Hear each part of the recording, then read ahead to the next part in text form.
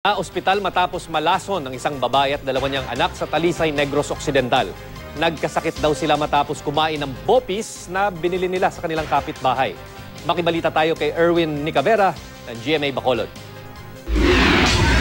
Pananakit ng tiyan at pagsusuka. Ito ang mga naramdaman ni Reyna Bailin, 33 taong gulang at kanyang mga anak na sina Justin at Rayden na edad 6 at 2 taon.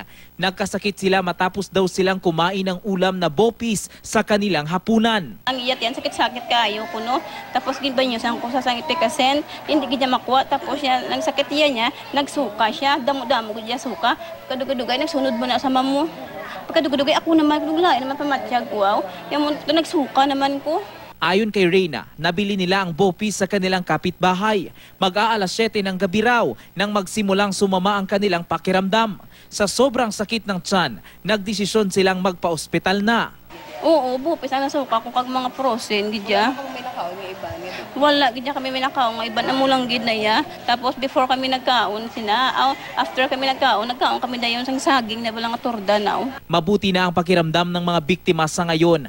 Ayon kay Dr. Alan John Hamito ng Corazon Locsin Montelibano Memorial Regional Hospital, food poisoning ang sanhi ng pagkakasakit ng mag-iina.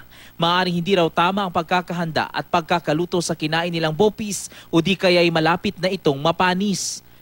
Muling paalala ng Department of Health, tiyaking malinis, ligtas at sumusunod sa sanitary standards ang mga tindahang binibilhan ng pagkain. Siguruhin ding tama ang pagkakahanda ng pagkain lalo na ngayong tag-araw kung kailan madaling mapanis ang pagkain dahil sa init. Dapat vigilant man sila dapat careful sila mag-store sa aton nga pagkaon. Kaping ba mainit inisubong, so kung mainit, many things nga pa-expose natin sa init, damo ang replication sa bacteria. Erwin Nicavera, Nagbabalita, Pilipinas.